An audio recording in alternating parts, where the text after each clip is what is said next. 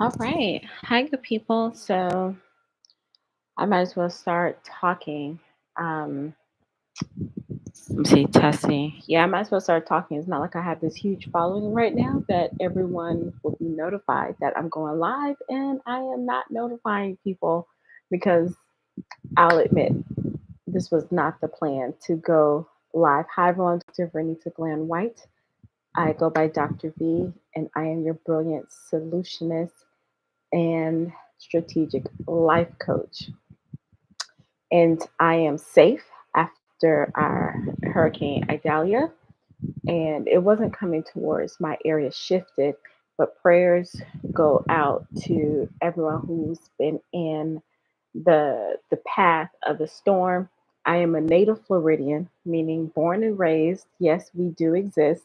So I have had my share of hurricanes between Central Florida, Tampa, down south, on the coast. So I've had my share of hurricanes. So I completely understand the devastation. Thank you for everyone. If you're watching this around the time of the hurricane, for everyone who reached out to me. So interesting. Like people know that I'm in Florida. So whenever they see a hurricane, it's automatically like, oh my gosh, and I'm grateful for that. But I am central, so I don't experience unless I'm in the places that I mentioned where I'm in the path.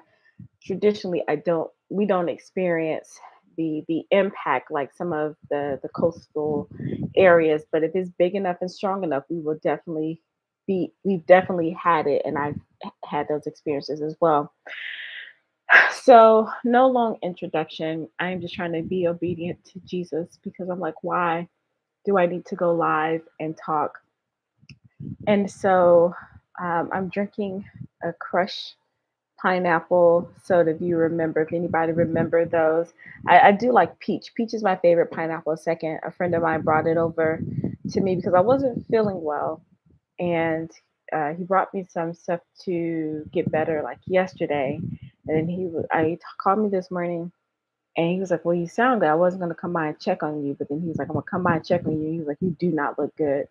And so I just talked about some things. So I was like, "All right, let me get myself together and actually look presentable," because I did not look like this a few hours ago. And if you've been watching some of my videos, you know that I usually put on the whole thing to show up, but not this time.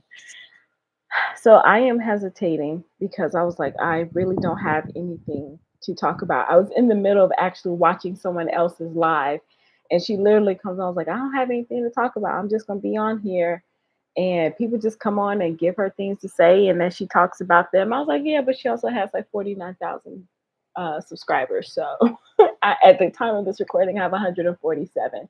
I had 149, and I don't know, two people unsubscribed or they were bots. I don't know. But I am grateful for the 147. My goal is eventually to get 100,000, 100,000, that too, but 100,000 for the button. But real talk is really about influence and impact. So here's what that's been going on. So here's the thing. I usually record videos like this, like a journal, a video journal, and I just save them because I'm like, well, whenever I get on the other side of what's happening, I'll share like clips, for certain people, or if I'm working with clients, and I'll let them see, those things. But I don't know where that thumb drive is where I saved all of this, like from like last year, 2021, 2022, beginning of this year, 2023. Like I had these clips. I don't know where the thumb drive is. And so I tried to do some other ones, and I found some clips. So like if you sign up to like just want to have a consultation call, like a discovery call with me because I'm a coach, then it'll take you through the funnel and you'll get to see some of those clips. But I had like a whole diary, and I was like, I'll share it later. But this is what I learned from like watching a lady that I was watching. Like she shares like her whole process about what's going on in her life. And there's a lot of people that do that on YouTube. And I was like, I just never been that type of person. But if you watch my actual videos, I share so much. So sometimes I'll admit it gets annoying when people are like, well, what's up with you? What's going on with you? And I was like, do you watch my videos? And it's not that I don't want to tell people like all the time, but it's kind of those like I consider myself a content creator. I got content I created, it's out there. And it's like just go watch and just catch up with me. I know that's what I do. Like if I know people are doing stuff, I go watch. And plus it's like you don't feel like talking about the same thing over and over and over again with people. Now, if you don't create content, if you don't have any videos or anything, then it's almost like, can I get everybody in the room so I can just share this one time? So honestly, hopefully you all can hear me. I have a fan on because it's hot. Told you I had to get myself together. Um, but it's like I forgot what I was about to say. I forgot what I was about to say. But anyway, so I don't. So it's kind of like as just go watch the videos, like certain things that I do share, and I share a lot. Like I am a private person, but I share a lot. Like it's not that hard to figure out what I'm up to in the world these days, But anyway, I forgot the point that I was about to make. But then, like watching certain people on social media share their whole lives and things like that, I was like, I've never been that type of person. But then, kind of like, I have all my pictures, I have all of like video clips. I'm always like taking pictures and things like that. I just never like post. And I was like, well, why don't I do that? And I know, and I talk about this in one of the videos, it stems back to the fine line of being vulnerable and being punished with that. I won't get too deep into that because it's a video somewhere about that. And I don't even know what it is to tag it, but I got 472 videos to you can binge watch. And I try to put them all in categories like on playlists so you can kind of pick and choose.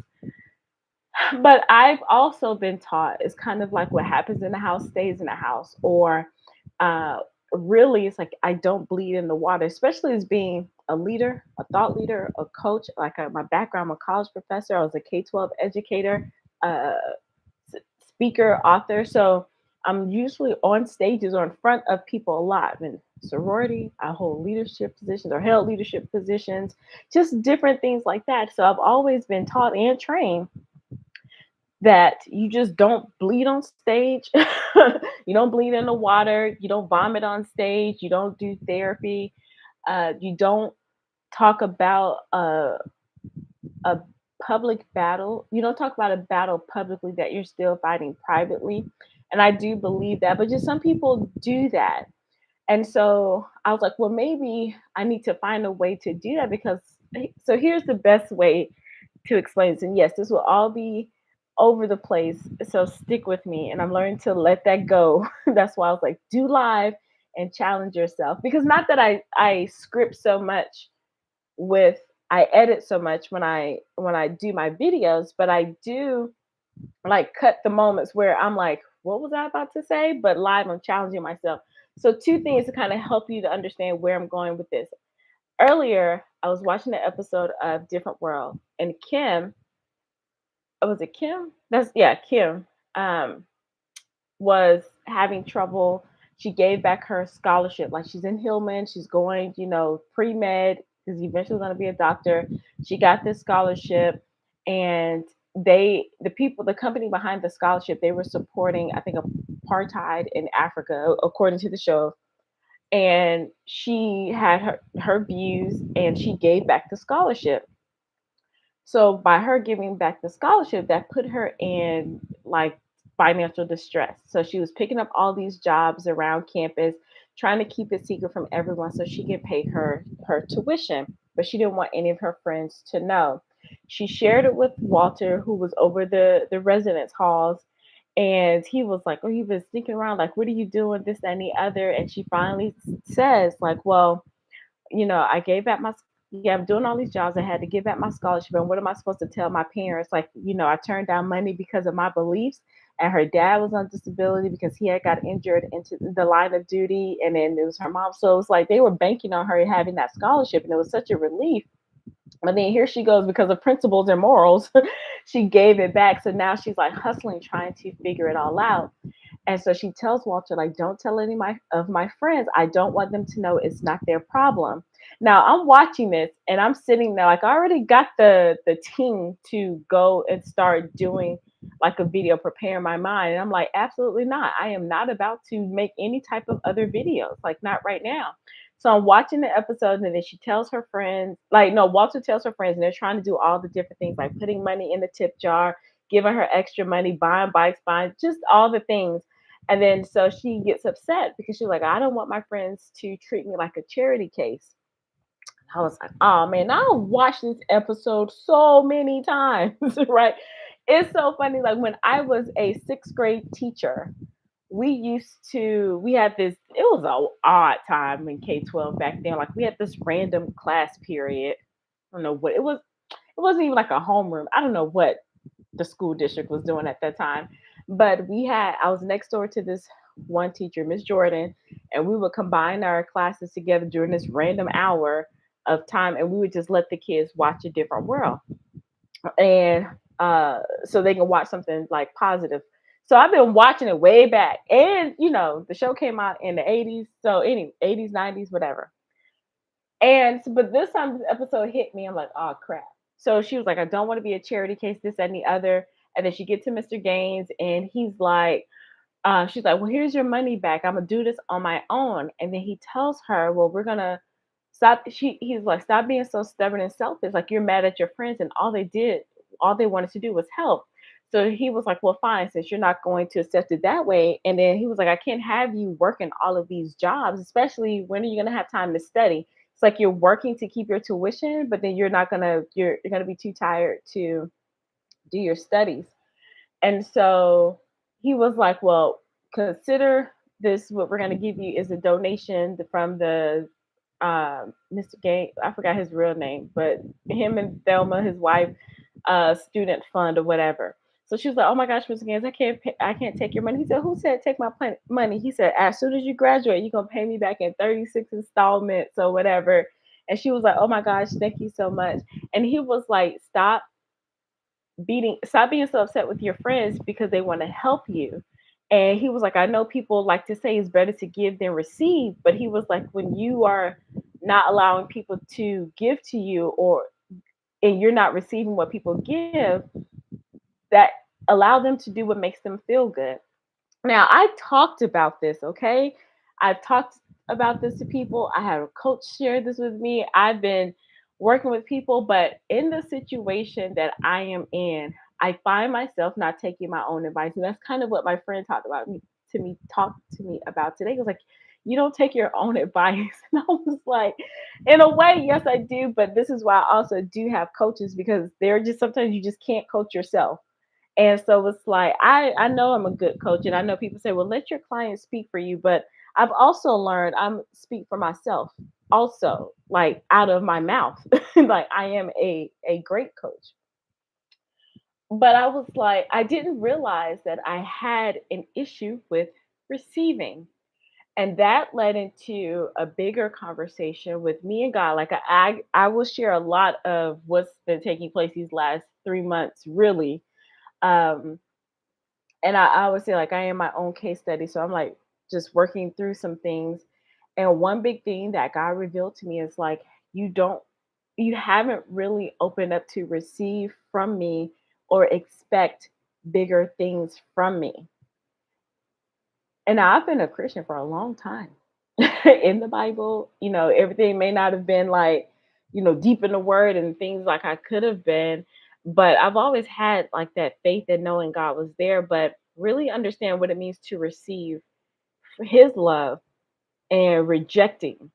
Like I've been blessed beyond so much, like blessed beyond measures in so many cases that I haven't fully shared, because I'm like, well, one, I was I taking it for granted, or was it like on to the next, or I don't know. I just never did it. I'm like, that's not cool. And I'm just watching. God has just been showing me different people on YouTube where people are sharing their struggle. Some people share a lot. Some people are just like, this is what's happening. And then people are on the journey with them, and then they get to celebrate. Now, here's the thing, I tell people to celebrate yourself all the time. And I do in a way, but God convicted me. It's like, you haven't been doing it in a way. Like, I don't think a lot of people know that I went and got my PhD. My doctorate was free in a sense. Uh, and a lot of people are doctors are free, but my process, like, so a lot of people had to get, they had to be research assistants, they had to teach classes, they had to do all those things. I didn't have to do any of that. Like, I just literally showed up and I got a stipend and my tuition was paid for because of my 5 year fellowship. And I graduated in 3 years. And the way that fellowship came about is I made the decision to go get my doctorate degree in October. Uh, I took the GRE and bombed it in December because I got the news that my mother was going to pass away within 4 weeks. I got accepted in January, had no way, like, how am I going to pay for school? And even if they don't offer you and say, oh, you get your doctor for free, it's kind of like a, you still had to come out of pocket on certain things, right? And I was like, how am I going to do that? And then as somebody who was in the program before me, when I was like sneaking up doing it, sneaking off my job to go do the interviews, I was out of the classroom at the time, so I could do that. Um, I did some interesting things. But anyway, she told me about a fellowship. I applied uh that February. My grandfather passed that January. My mom passed that February. I applied. I was like, well, I might as well do something because my mom told me I had to go regardless. And then I got the news, I think maybe like April or May, that I had got the fellowship and I retired from the school district by June and I started school that August. And I talk about the hell that I went through, but being able to go through the process and experience a lot of the things that I did, a lot of people don't get to do that. So it was a blessing in there. And I got my house during the global situation, and it was a, I had been praying and wanting a house because of what happened with my childhood home. And it's just like all this stuff, like I was bringing back to remembrance. It's kind of like I pray for something and get it, and it's like, oh, okay. But it's like, you really not going to give your testimony about certain things? So God was like, you need to stop that. But I did get it. And it was like, I was just telling my sister, there's a situation that's happening now. And God had to remind me of what happened when I got this house. And it's like sometimes like when the miracles or the blessings come, and it was like, oh, okay, well, of course it was gonna come. I don't know, it's weird to explain, but I didn't give God the full glory like publicly.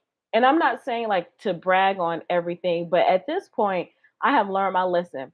Everything that's a good, I'm bragging about it. I'm showing God did it. Yes, He did. So with the house, literally, it took 30 days for me to find it, fund it, and close during the global situation. And I learned that that is not normal. My realtor at the time was like, this does not happen. There was some kind of special program, down payment assistance, so much. It was just a lot of goodness that happened, and it moved so quickly. And and God had to remind me, like, you prayed for this. You've been praying for this for like 20 since like 2017, and this is what happened. And then I remember I didn't want to tell anybody. It was just the craziest thing. And I feel, to tie it into why I shared the story about a different world with Kim, is like, on the one hand, it's like I don't want to tell people all the good things because I don't want you to expect I'm gonna tell you the bad things. And then it's like I want you all in my business, but then it's like you didn't give people an opportunity to celebrate with you. Like I still haven't had a housewarming. I think I had like two people come visit, and like there are some other reasons why, but it was like, why wouldn't you celebrate? I remember my realtor sent the picture. She took a picture. She was like, well, can I post it? And I was like, I guess. Like, can you not? And it was like, why are you ashamed of the blessings? So I'm just gonna say, like, I feel God was like, a word. You're not gonna tell people, so I'm going to allow you to experience some things so you can feel it and know that it is not on you. And I don't know about you, like how many, like if you're watching this, like have you, maybe you've prayed to God for something and it's like there's no way possible, but then it happens, but somehow you end up kind of like taking the credit. And you may not say, oh, I did this, but by not acknowledging God fully means you took some kind of credit. Maybe it's just me. So it wasn't like I was trying to oust God. Like God didn't do this. Like I know full well that He did, but to give Him the public glory that He deserved, that's not cool with Him. And I believe He was only gonna let me get away with that for so long. Even me becoming a college professor and just my life literally has been a blessing. And it's like I said, all the trips and things that I've taken, all the pictures and things I don't share, and it's like, why? So it was back to the receiving part. It was just like,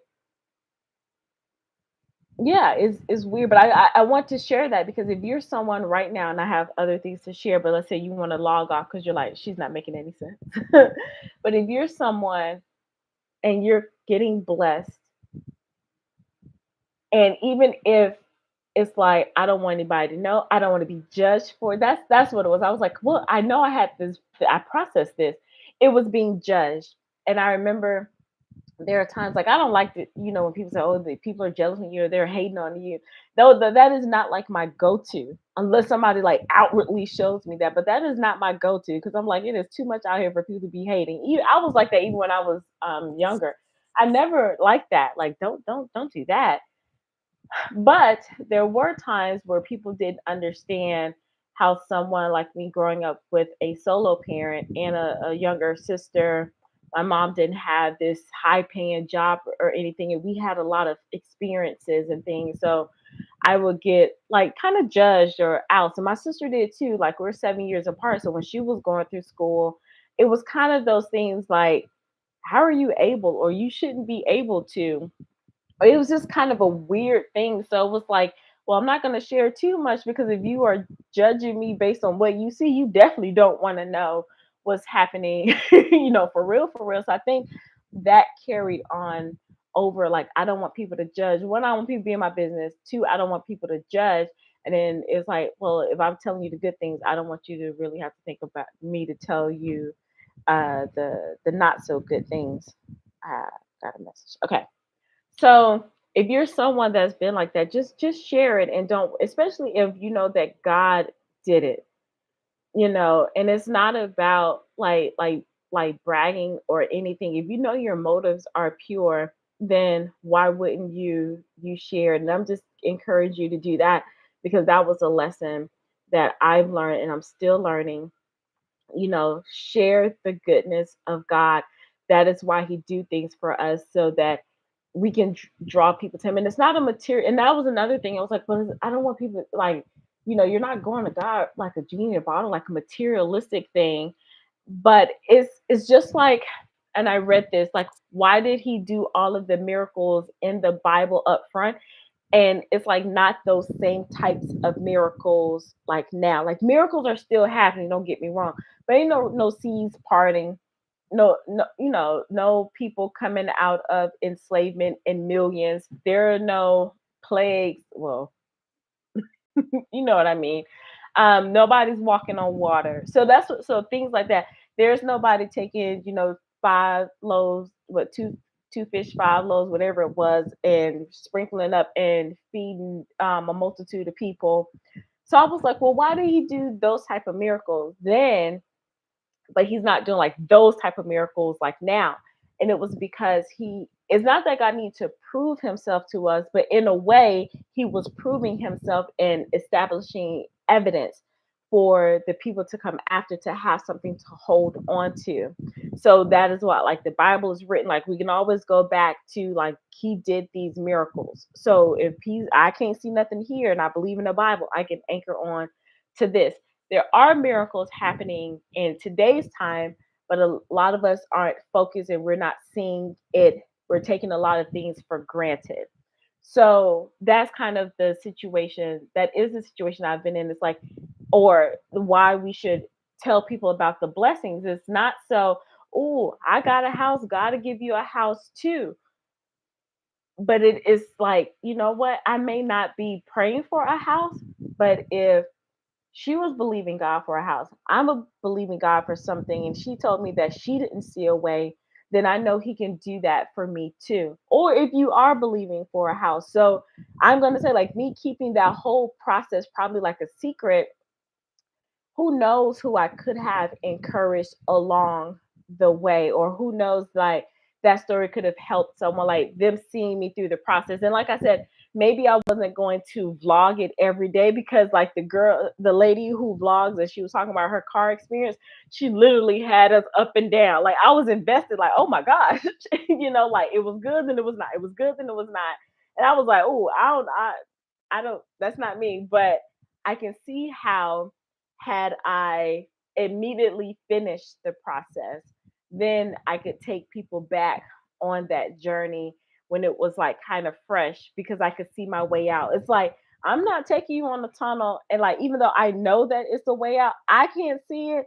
I'm not I can't bring you along right now. So that's me. Some people can do that. I just, not me. But I do see, like, how it I've learned my lesson, I should say that. So hopefully that encouraged you to share, uh, when you get a blessing from the Lord, and not keep it a secret. So it's like, I've shared some bad things, like when I got fired twice in a year. I've shared that, but then the other side of it is, I wanted to start a business, and God has literally given me this time to just get some things together. And while it has been hard, and I don't like to say the word hard, I like to say challenging, but this has been hard. Hard. The bright side of it is that I've had a lot of space and time to just get back in alignment with Him, learn some things, unlearn some things, and prepare for my next.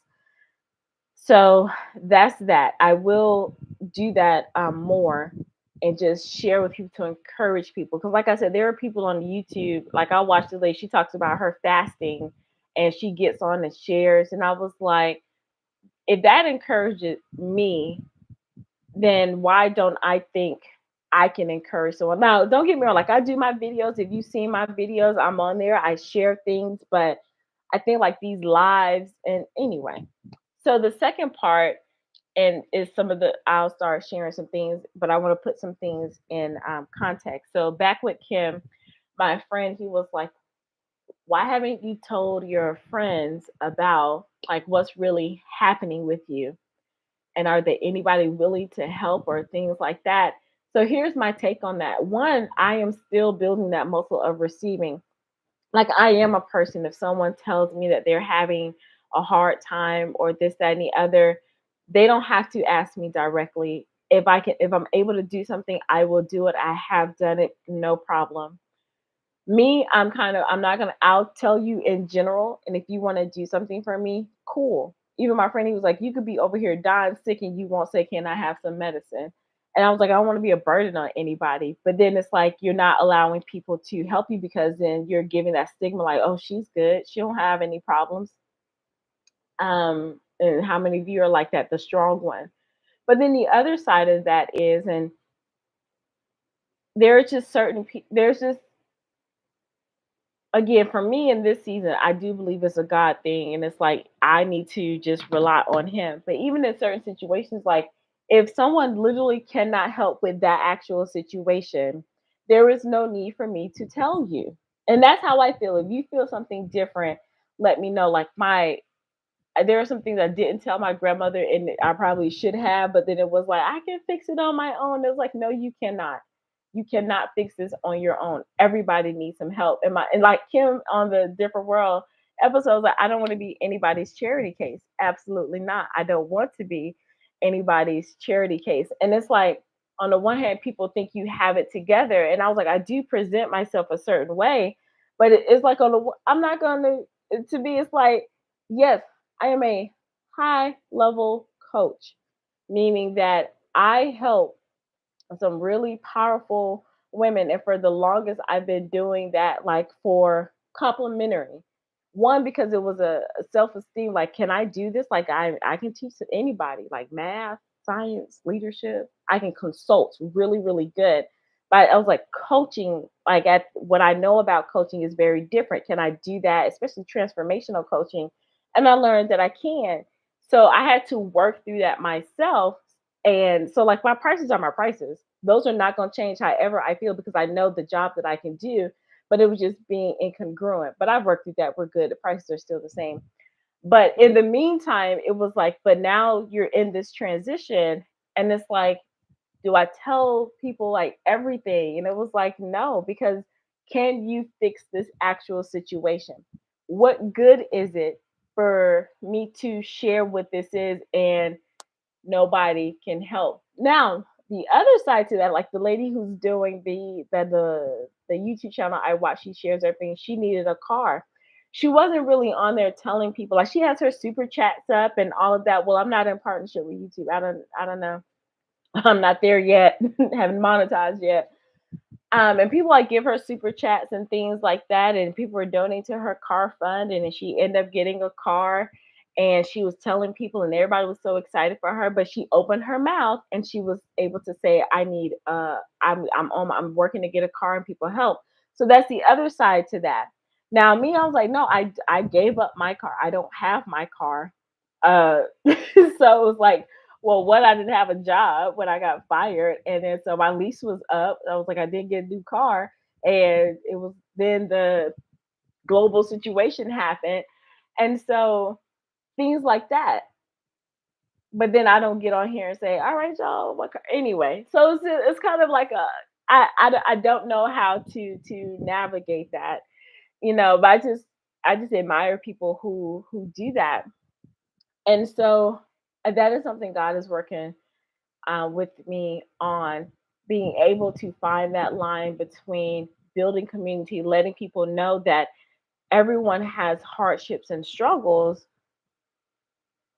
but at the same time using wisdom on knowing what to share and how to share. Because again, that lady, she's not a coach, she's not in leadership, and no disrespect us, she's just a content creator. I am building a business, and I don't ever want the lines to be blurred at all. So I do have books, I do have courses, and people can um, support like that way and hire me and go watch my YouTube channels and things like that. So that's another way of receiving, being open and more vocal about that, because it the business did not take off or hasn't taken off like I thought it should be. But then at the same time, it was a receiving thing. It's like, I know I can help people for free. If y'all know how many people, like, hours in that I have coached, worked through, strategized with, consulting with, made plans with, they done took off and everything like that. So I know the value I bring, but being able now in this place I am, but when I was starting, like, I had paid clients, and then it was just a whole mind thing. And anyway, so the second thing, so I hope all of that made sense on the first part, about being able to receive. I am working through that. I do have friends who kind of know the situation, but have I said like, "Hey, this is just what happened to me.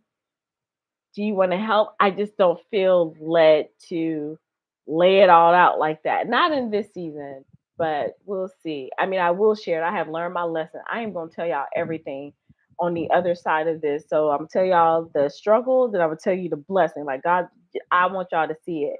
And so maybe I had to lose that clip, because the thumb drive where I save like all of my video journals, because maybe God wants me to do a live, and this is just like the prep work for that. So I'm working to be obedient. Now, the second part of this, I don't know who this is for, but I am going to read this passage because I've been listening to like Pastor Keon a lot from Lighthouse Church, and he ain't playing no games. He's like, in my era of like church times, like, I'm like, did we grow up in the same type of church? you know, so he's like my era. That's how I connect. Like, it's I guess contemporary and modern, but there are like some old school traditional things in there, and what he says that draws me to that. But he said something about the lady with the issue of blood. And that and that story is stuck with me, not for if you're familiar with that, I'm going to read the passage to you. If you're familiar with that story, not for the reasons of her faith made her whole, that is true. I am going to do, I need to do a deeper study on that from this angle, but I'll just share a part of it. So I'll read the passage. I'm reading the translation version, TPT, Mark chapter 5, verses 25 through 33. So the mic so you can hear it. Now in the crowd that day was a woman who had suffered horribly from continual bleeding for 12 years, meaning she had her cycle for 12 years. Can you imagine that? If you're a woman, like 12 years straight. We ain't talking about like go off, like just straight. She had endured a great deal under the care of various doctors, yet, in spite of spending all she had on their treatments, she was getting worse instead of better. When she heard about Jesus' healing power, she pushed through the crowd and came up from behind him and touched his prayer shawl. For she kept saying to herself, if I could touch even his clothes, and old school, if I could just touch the hem of his garment, I know I will be healed. As soon as her hand touched him, her bleeding immediately stopped. She knew it, for she could feel her body instantly being healed of her disease.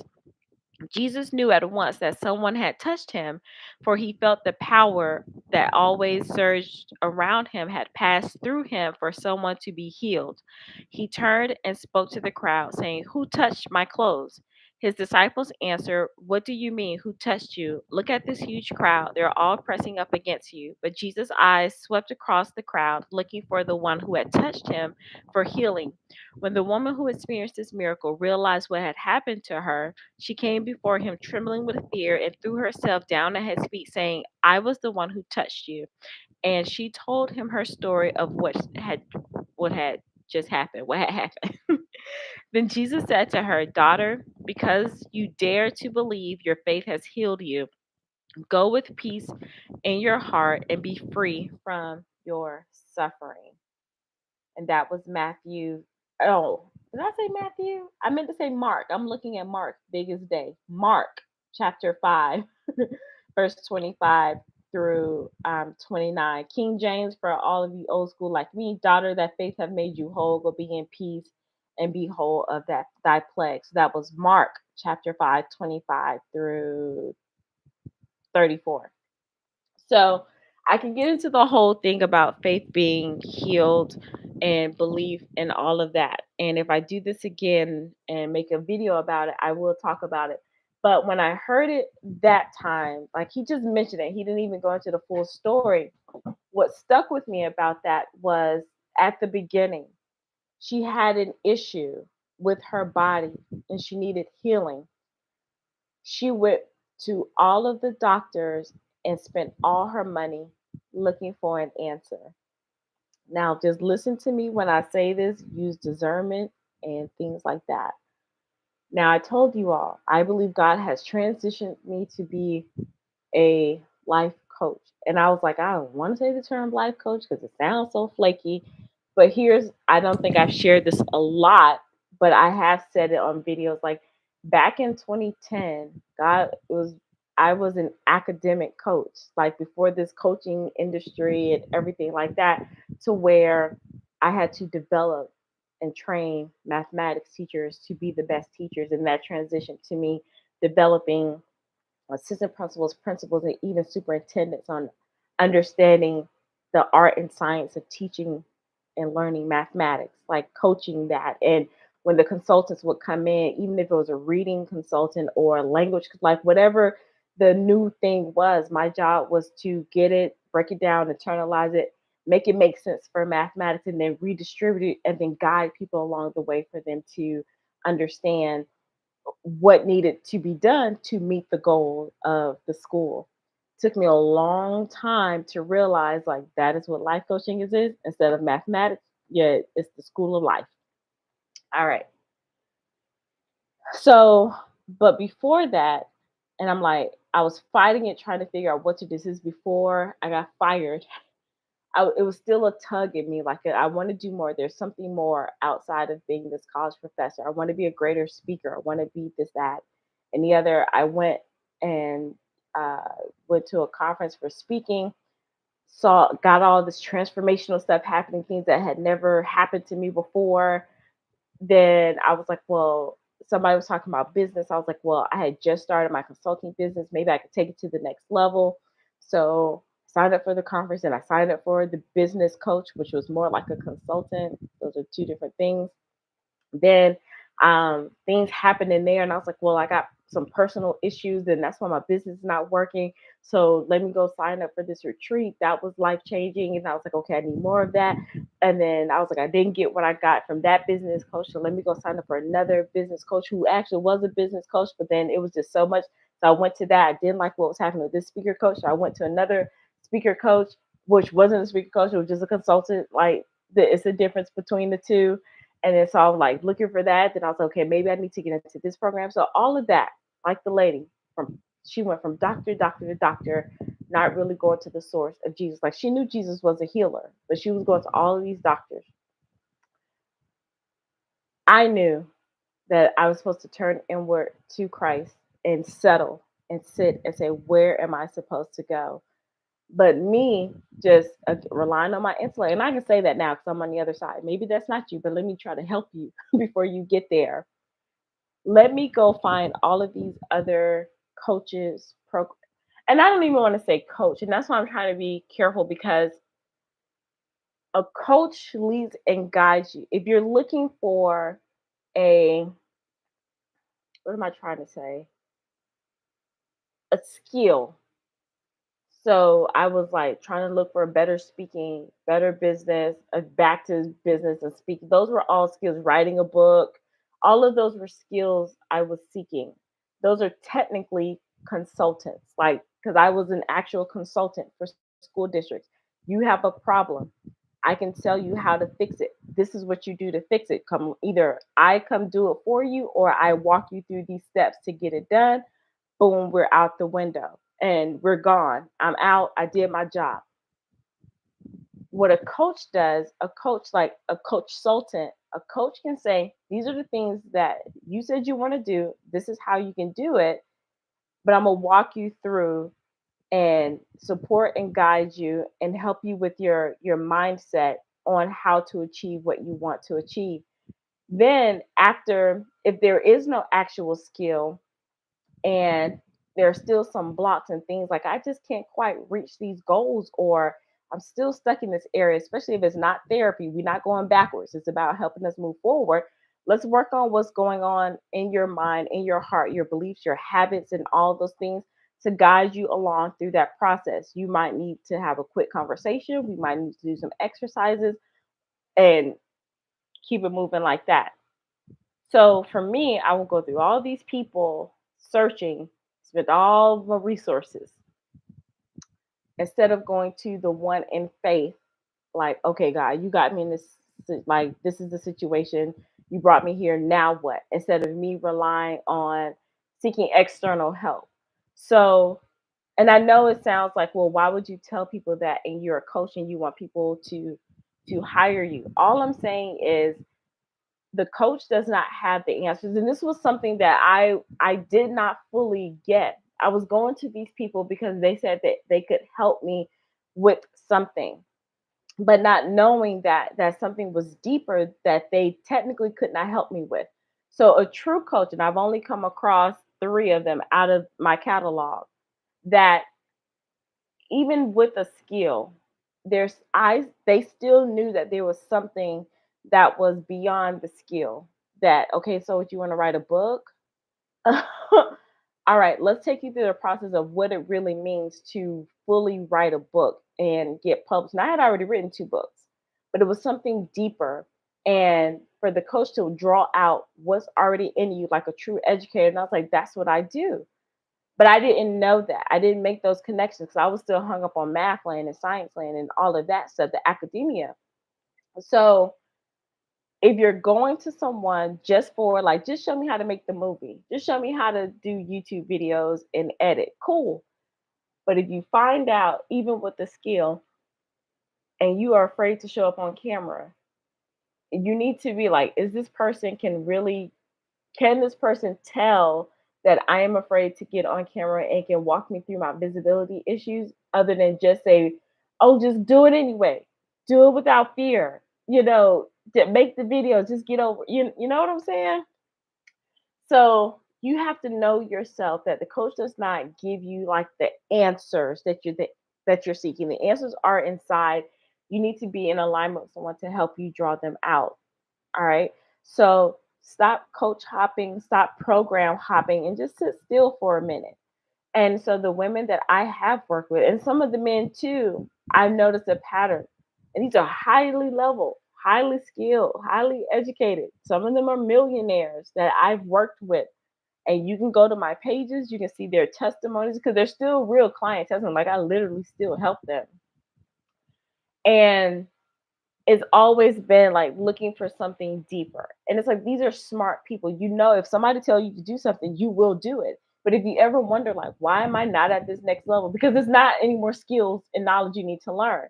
So like this lady, it was something deeper than just the medicine that she needed. Because like all these doctors, none of them, like I'm pretty sure they were highly trained.